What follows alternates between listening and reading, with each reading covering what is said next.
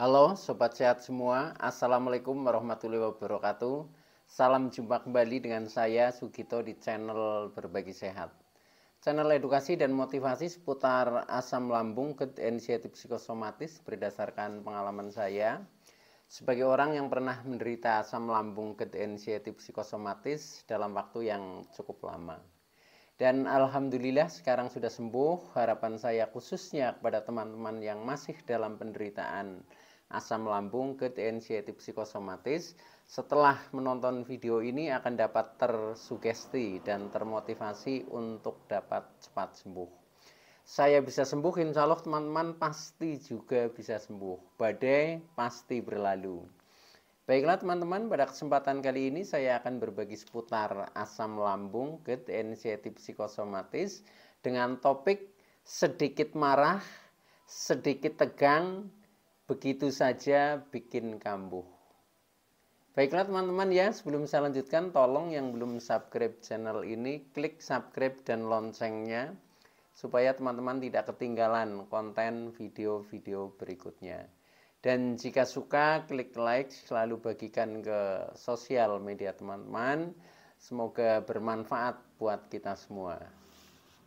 Baiklah kita lanjutkan. Jadi topik kita kali ini adalah sedikit marah, sedikit tegang, begitu saja bikin kambuh.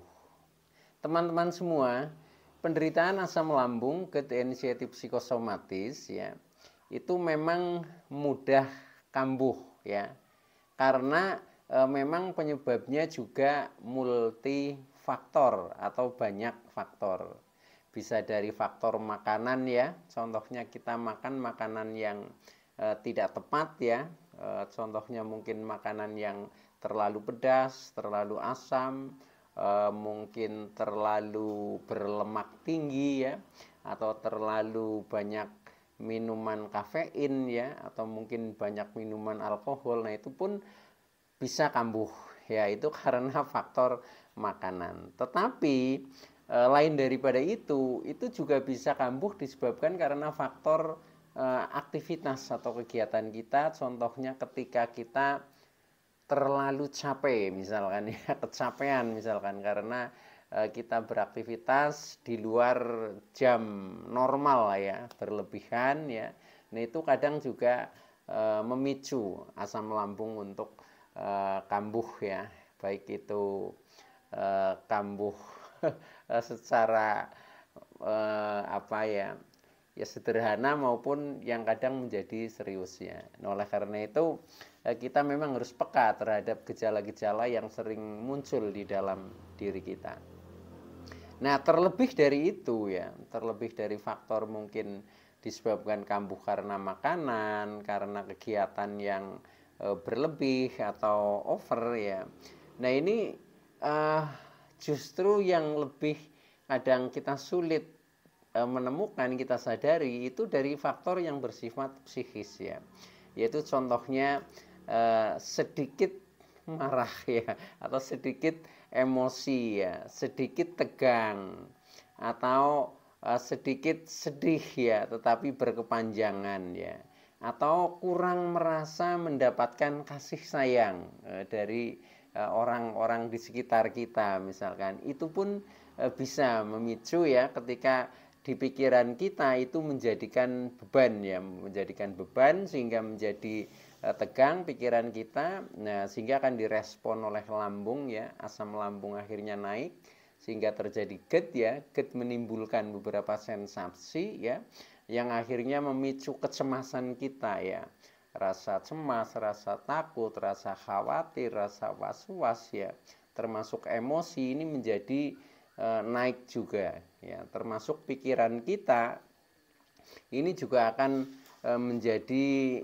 sering berpikir yang negatif tentang kondisi kita ya, karena kita sudah terkena selain anxiety disorder juga psikosomatik. Jadi apa yang dipikirkan oleh pikiran kita ini akan direspon oleh lambung kita. Nah, ketika sudah seperti itu maka ini menjadi semakin kompleks. Faktor yang memicu sedikit faktor aja bisa memicu kita menjadi kambuh. Nah, ini berdasarkan pengalaman yang saya alami ya, itu ya ini apa yang saya angkat sebagai topik kali ini adalah sedikit marah ya, sedikit tegang ya, begitu saja bikin kambuh teman-teman. Nah ini kalau kita pikir secara rasional kadang aneh ya, kadang aneh. Padahal dulu ketika kita belum terkena anxiety psikosomatik itu tidak apa-apa ya, tidak apa-apa, kita habis marah-marah juga tidak kambuh ya. Kita sedikit tegang misalkan agak bersikeras juga tidak masalah ya, tetapi setelah terkena anxiety psikosomatik, nah ini memang respon tubuh ini menjadi sangat sensitif teman-teman.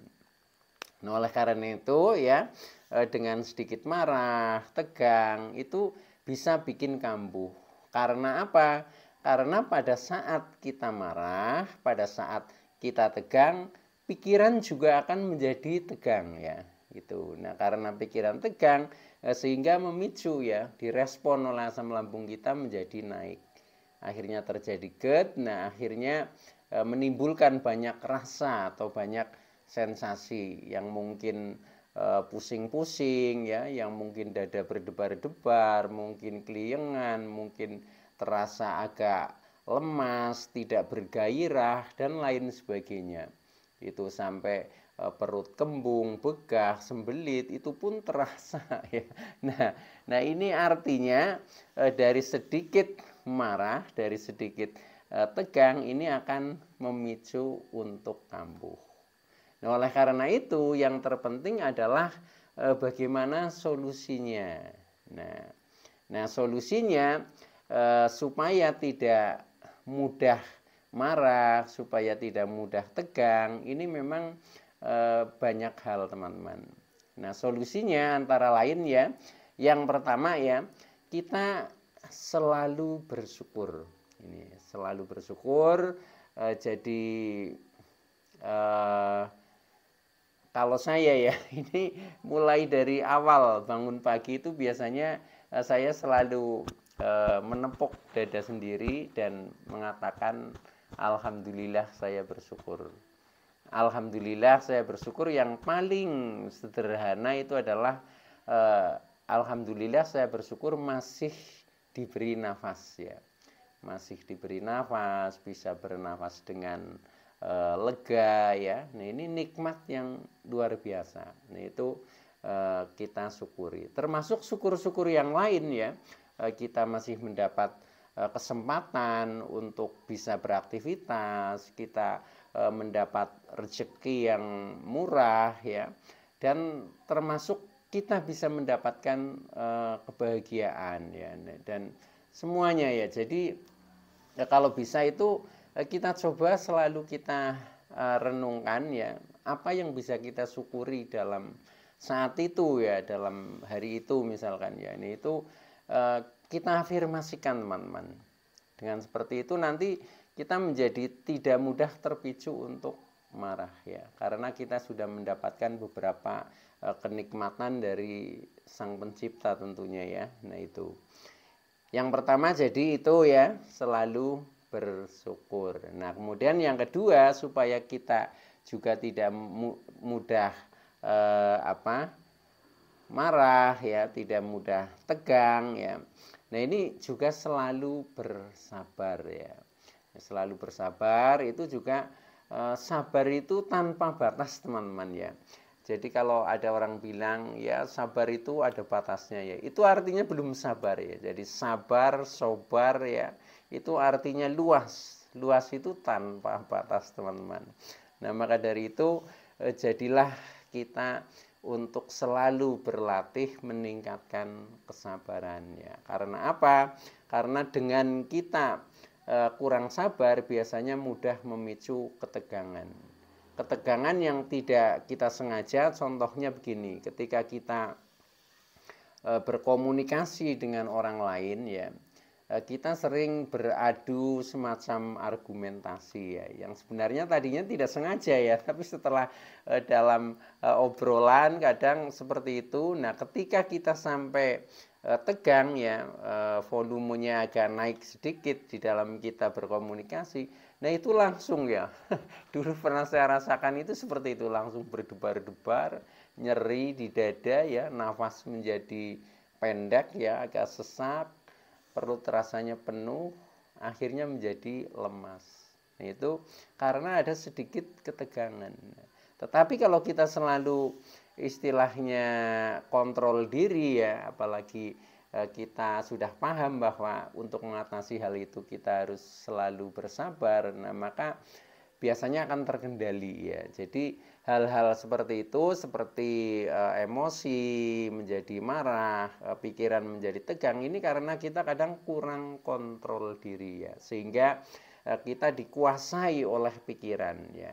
Nah sebaliknya yang baik adalah kita yang menguasai pikiran, itu seperti itu. Jangan kita dikuasai oleh pikiran, sehingga secara psikis kita ini menjadi terkontrol ya, akhirnya menjadi stabil.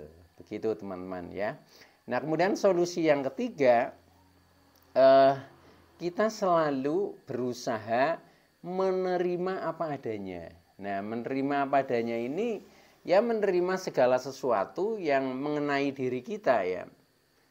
Contohnya yang pertama ya, yang berhubungan dengan penderitaan kita, apapun bentuk, mungkin sensasi, bentuk rasa-rasa yang kita rasakan, ya udah kita terima saja ya.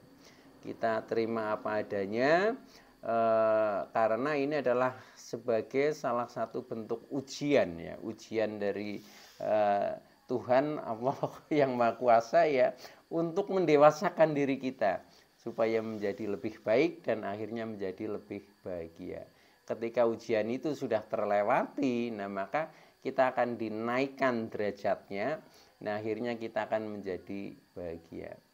Begitu teman-teman. Artinya kita sebagai orang yang sedang menderita asam lambung anxiety psikosomatis ini adalah orang-orang pilihan ya dari Sang Maha Pencipta ya, yang sedang diberi ujian supaya akan dinaikkan derajatnya menjadi lebih baik.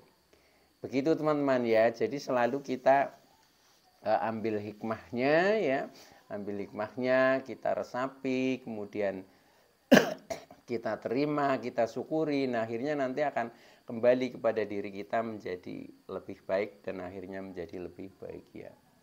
Oke ya. Nah kemudian tip yang keempat ya, yang keempat adalah kita selalu berusaha sadar diri ya. Nah sadar diri ini yang selalu mengontrol emosi kita supaya kita tidak mudah emosi, tidak mudah tegang. Kita berusaha selalu sadar diri. Sadar diri artinya kita itu bisa menempatkan diri sesuai dengan kapasitas kita ya. Nah, sehingga kita tidak over di dalam mensikapi segala sesuatu gitu. Nah, maka dari itu dengan kita sadar diri akhirnya kita juga bisa melihat kekurangan diri kita itu apa. Nah, sebaiknya kita harus bagaimana ya. Dan pada akhirnya kita kalau orang Jawa bilang itu ngalah untuk menang, itu lebih baik ya. Menang itu artinya menjadi lebih sehat. Jadi kita ngalah nggak apa-apa secara emosional, yang penting kita sehat. Seperti itu teman-teman ya. Jadi kita sadari saja kalau misalkan kita selalu mudah tersinggung, mudah emosi, mudah merasakan yang sensitif ya. Nah ini akan merugikan kesehatan kita ya, karena secara psikis kita tegang, nah akhirnya direspon menjadi asam lambung naik. Nah maka dari itu kita sadari saja, jadi yang penting lebih baik ngalah untuk menang gitu teman-teman ya. Artinya kita ngalah secara emosional, tetapi kita menang, kita menjadi lebih sehat. Jadi demi kesehatan seperti itu. Oke teman-teman ya. Dan yang terakhir, tip yang terakhir yaitu kita tetap selalu berikhtiar dan berdoa ya. Itu teman-teman ya. Berikhtiar artinya kita berusaha ya, berusaha melalui berbagai hal ya, melalui berbagai banyak faktor ya. Nah, ini demi kesembuhan ya. Nah, supaya kesembuhan itu secara psikis, secara kejiwaan kita itu juga lebih sempurna, maka kita harus kuatkan dengan doa. Dengan cara kita lebih banyak meningkatkan ibadah kita lebih banyak mungkin berzikir, bersolawat, tahlil, membaca ayat-ayat suci ya, dengan tujuan kita lebih mendekatkan diri kepada Sang Pencipta yang maha segalanya, sehingga penderitaan yang kita rasakan juga atas kehendak Allah Subhanahu wa taala. Dengan kita banyak berikhtiar dan banyak berdoa, maka kita akan segera disembuhkan. Oke teman-teman ya, itu dulu yang bisa saya sampaikan, kurang lebihnya mohon maaf. Mudah-mudahan teman-teman yang masih dalam penderitaan asam lambung, ketensiasi psikosomatis akan segera sembuh. Saya bisa sembuh, insya Allah teman-teman pasti juga bisa sembuh. Badai pasti berlalu. Oke, terima kasih. Wassalamualaikum warahmatullahi wabarakatuh.